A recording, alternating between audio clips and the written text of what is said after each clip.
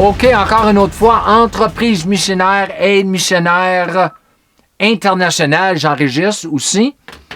Et encore, article la plus récente concernant les articles que je mets sur Facebook, LinkedIn, tout cela. Et aujourd'hui, nous allons regarder à des articles concernant la vérité. Et, OK, je vais faire certain que tout marche bien ici. Alors, tout est correct. Alors, le mot vérité en anglais, c'est truth. Le mot vérité, ça vient du mot grec aletheia. OK? Alors, la définition primaire, c'est réalité. Ou même vérité. En anglais, c'est verity. Alors, nous avons le mot français vérité. OK? Alors, le mot vérité, dans le Nouveau Testament, est mentionné au-dessus de 100 fois. 100 fois dans le Nouveau Testament. Alors, je pense que Dieu essaie de nous dire quelque chose concernant la vérité. Alors, nous savons que la parole de Dieu, c'est la parole de vérité. Nous savons que Jésus, il est la vérité. Nous savons que l'Esprit Saint, c'est l'Esprit de vérité. Alors, la première chose que le Seigneur m'a fait voir, pas longtemps après que j'ai été sauvé, et c'était qu'il m'avait dit en anglais, il m'avait donné le mot, la parole « herald of truth », un prédicateur de la vérité. OK? Alors, dans ce temps-là, je ne connaissais rien, mais juste d'être sauvé. Mais ça n'a pas été trop longtemps après cela, j'ai commencé à avoir une vraie faim pour la vérité. Et la faim n'a jamais parti parce que j'ai apprivoisé cette faim-là. OK? Je ne l'ai pas... non, j'ai pris qu'est-ce que Dieu avait mis en moi et j'ai bâti sur cela. J'ai jamais perdu ma faim pour la vérité. OK? Alors, mais pour avoir la vérité du Seigneur... ça vient pas tout seul, ça viendra pas juste en pensant, ça vient même pas juste la lecture, les études, ça c'est bon. Dieu m'a donné vraiment le don pour étudier, pour écrire tout cela, ça fait partie de mon appel, mais il y a une manière d'avoir la vérité que beaucoup de croyants ne savent pas, mais ils devraient le savoir. OK? Alors, ma première remarque ici, c'était je ne m'intéresse absolument pas aux opinions, aux sentiments ou points de vue personnels. Seule la vérité compte. Jésus est la vérité. Merci Jésus. Alors moi, quand j'ai été sauvé, ça fait 31 ans, mais quand les premières années que j'étais sauvé, moi, j'étais complètement, comment je dirais ça, j'étais vraiment préoccupé avec les opinions des autres. Oui, j'aimais ça entendre. Oh, qu'est-ce que toi tu penses de ça? Écoute, qu'est-ce que tu penses? Qu'est-ce que tu penses vraiment la parole veut dire par cela? Tout cela. Les livres, c'est plein des opinions. Beaucoup d'opinions dans les livres. Je dis pas toutes les opinions, c'est faux, mais il y a beaucoup de livres qui ont été écrits basés sur des opinions de la parole et non pas de l'Esprit de Dieu. Alors, il faut savoir la différence. Même moi, il y a souvent que si je sais c'est seulement mon opinion, je vais dire, ça c'est mon opinion. J'ai pas eu ça du Seigneur. Ça c'est mon opinion. Ça c'est mon interprétation, mais il y a la possibilité que je suis en erreur. Mais je le dis, OK? Ici, j'ai marqué « Connaître et enseigner la vérité ». Ah, rien que la vérité est une grande chose. Mais vivre la vérité, chaque jour, est encore plus grand. Merci Jésus, Jésus est la vérité. Alors, la vérité, c'est la parole. Alors, enseigner la parole, connaître la vérité, enseigner la vérité, oui, c'est grand, c'est merveilleux, c'est massif. Mais, moi, je veux vivre la vérité. Je veux marcher dans la vérité. Je veux que la vérité soit ma vie. OK? Jésus est la vérité. Alors, moi, le plus que je prends le temps pour assimiler, pour semer, comme une semence, la parole, l'assimiler, la parole de vérité, bien interprétée, la vérité, ça va faire partie de ma vie. Je vais vivre ce que je crois qui est la vérité. Je vais le vivre, non seulement pour moi-même, mais pour le monde. OK? Pour que le monde puisse voir la vérité. Non seulement l'entendre, mais le voir. Quand ils ont vu Jésus, ils entendaient la vérité, mais ils ont vu la vérité. OK? La vérité est venue chère et Dieu n'a pas changé avec cela. J'ai marqué ici, si vous avez véritablement soif, oh, moi, ça fait longtemps que j'ai soif et j'ai faim pour la vérité, rien que la vérité. Concernant la parole de vérité, vous devrez passer beaucoup de temps avec la vérité elle-même ou lui-même, parce que Jésus est la vérité. La vérité, c'est une personne. OK? Alors, moi, j'ai commencé, grâce à Dieu, j'ai commencé à passer beaucoup de temps avec Jésus. Je ne savais pas toujours ce que je faisais. J'étais frustré des fois, ou beaucoup souvent. Mais j'ai commencé à passer beaucoup de temps, oui, dans les livres, lire des bons livres, lire la parole, étudier le grec et l'hébreu, mais passer beaucoup de temps, pour moi, prier en langue. OK? Moi, je passais des heures, chaque jour, même au travail, en allant à l'ouvrage, en revenant de l'ouvrage, dans le véhicule. Des fois, je voyageais 1 heure, 1 heure et demie, juste aller un bar, revenir le soir.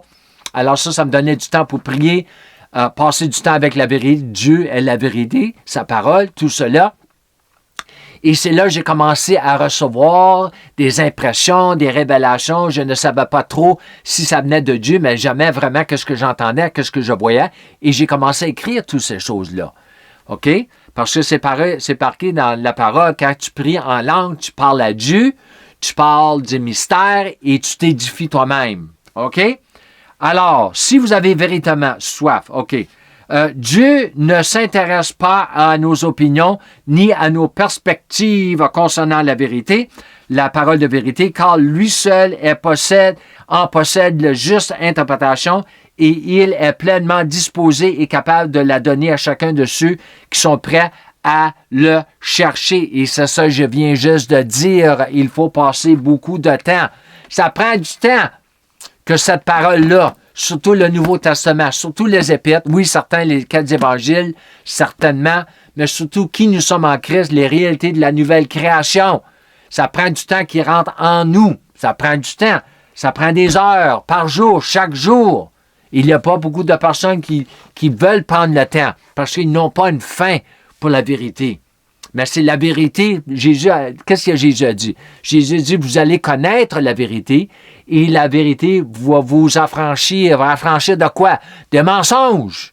Les mensonges, les fausses interprétations que nous avons dans l'Église. OK? Ici, j'ai marqué dans l'Église, la véritable Église, la vraie Église, devrais-je dire, une fois né de nouveau, il n'est plus question de s'intéresser à des perspectives ou des opinions différentes, car la vérité, la parole de vérité nous a été donnée. Jésus est la vérité et nous avons le Saint-Esprit, l'Esprit de vérité, et non l'esprit d'opinion ou de perspectives différentes. Les chrétiens charnels aiment exprimer leurs opinions ou leur propre interprétation des Écritures, mais c'est très dangereux, surtout à la lumière du jugement du Christ, parce que nous allons donner un rende-compte. Que ce soit que vous êtes un encadreur, que ce soit dans le corps du Christ, nous allons tous donner un rende-compte à Jésus, qui est la vérité. Nous allons donner un rende-compte concernant la parole. La parole va nous juger. Jésus a dit même lui-même, il dit, c'est pas moi qui va vous juger dans ce jour-là, c'est ma parole qui va vous juger. Alors moi, je veux avoir la bonne interprétation de sa parole, parce que quand je vais arriver dans le jugement au ciel, après que je suis décédé, mon corps est décédé, je vais donner un rende-compte concernant les choses que j'ai enseignées, parce que je suis un enseignant, je suis un encadreur, j'ai le don d'enseigner tout cela, j'ai le don d'apôtre, tout cela. Je vais donner un rende-compte concernant les choses que j'ai enseignées basées sur la parole et la manière que j'ai vécu aussi basée sur la parole, ce que la parole nous dit concernant la manière qu'on doit vivre sur la terre. OK? Alors, la clé dans tout cela, c'est de assimiler, méditer, assimiler la parole. C'est là la transformation qui va se passer dans notre âme. La transformation à la vérité, qui est Jésus. Il vaut mieux être divisé par la vérité. Ça, c'est quelqu'un qui a marqué cela, Adrian Rogers. Il vaut mieux être divisé par la vérité qu'unis dans l'erreur. Il y a beaucoup dans l'Église aujourd'hui. Ils sont unis. Ils ont une grande... ils sont unis, mais ils sont unis alentour des fausses doctrines. Je ne veux pas toucher sur cela aujourd'hui. Il vaut mieux dire la vérité qui blesse puis guérit que le mensonge qui réconfort puis tue. Ce n'est ni de l'amour ni de l'amitié que de ne pas proclamer tout le dessein de Dieu. Ça, c'est important ici. Il vaut mieux être haï pour avoir dit la vérité qu'être aimé pour avoir menti. Ici, il a marqué tout le dessein, le conseil de Dieu. C'est ça que moi, ça fait longtemps que j'enseigne.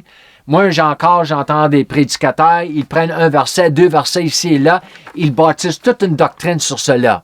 Mais ils ont négligé, je ne sais pas s'ils font par exprès ou si, je ne sais pas, mais ils ont négligé les versets avant et après.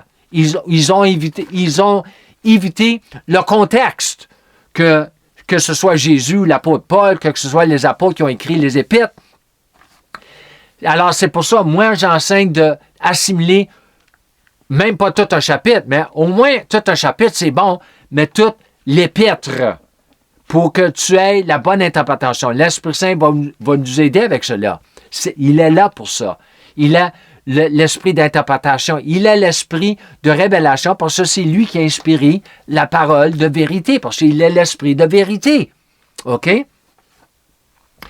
Ici, j'ai marqué, il n'y a qu'une seule personne, gros P, qui puisse vous prouver sans l'ombre d'un doute que la Sainte Bible, aussi appelée parole de Dieu ou parole de vérité, est véritablement la parole de Dieu, le Saint-Esprit de vérité lui-même, qui est le seul à l'avoir inspiré.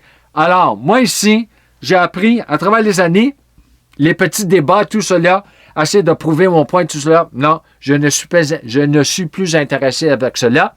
Moi, ce que je fais, c'est que je partage ce que je sais, c'est vrai. OK? S'il y a des choses que je ne suis pas trop certain, mais c'est mon opinion, je vais le dire que c'est mon opinion. Je vais dire, mais ça, c'est mon interprétation, mais je ne sais pas si je suis vrai, si c'est vrai ou c'est faux.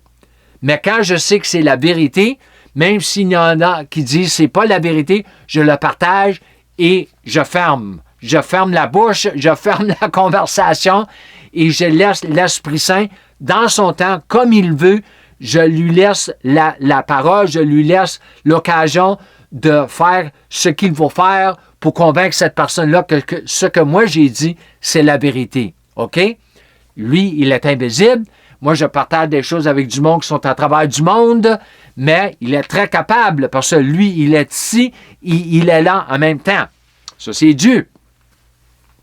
Alors ici, j'ai marqué, lorsque vous refusez au Saint-Esprit, de vérité, l'enseignement de sa parole de vérité, vous vous retrouvez face au calvinisme, cessationnisme, au confessionnalisme, au catholicisme, à la théologie libérale, au christianisme progressif et bien d'autres encore. C'est ça le problème que nous avons encore aujourd'hui. On dirait ça rempire.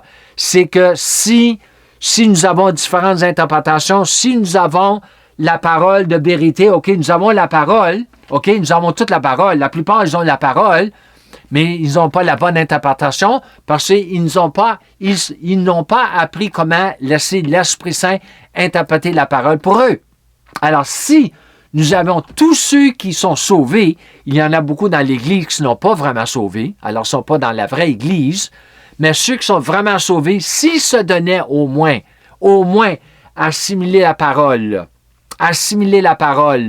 prier en langue chaque jour pour des heures de temps, ça donne l'occasion pour l'Esprit Saint de faire ce que lui et lui seul peut faire. Ça fait partie de son opération, ça fait partie de sa fonction comme l'enseignant primaire dans l'Église. C'est ça qui manque dans l'Église. Et si tu prends deux personnes, plus, mais au moins 2 personnes, seulement la parole, OK? Pas de livre, rien de ça. La parole pour 1 an de temps, on va dire 1 an, même 6 mois, mais 1 an. Méditer la parole, on va dire Éphésiens, 6 chapitres pour 1 an de temps. Oui, c'est très faisable, même peut-être avec Colossiens, en tout cas. Certaines heures par jour et pas lire autre livre, pas écouter des prédicateurs et prier en langue. Nous allons à la fin de l'année ou à la fin de 6 mois, que ce soit, vous allez avoir la même interprétation. Peut-être vous allez l'enseigner un peu différent parce que vous avez différents caractères, vous avez différents dons dans le corps, mais vous allez avoir la même interprétation. En voulant dire, vous n'allez pas avoir une interprétation qui se contredit. OK? C'est ça le problème avec ce que j'ai mentionné, avec toutes les dénominations, même dans l'Église charismatique, même l'Église de la parole de foi, tout cela, nous avons différentes interprétations. Mais ça, c'est faux, ça. Ça ne bâtit pas l'unité, ça amène la division. OK? Alors, Dieu, ce n'est pas un Dieu de division. OK? C'est le Dieu du monde qui amène la division. Parce que dans la division, il y a la faiblesse. Dans l'unité, il y a la force. OK? Alors, je finis avec tout cela. Je pense que j'ai fini. Et je vous remercie encore une autre fois. Et comme toujours, je vous encourage de marcher dans la plénitude de votre filiation en marchant dans la plénitude de la foi de Dieu, de la grâce de Dieu et de la foi de Dieu. Shalom et Amen.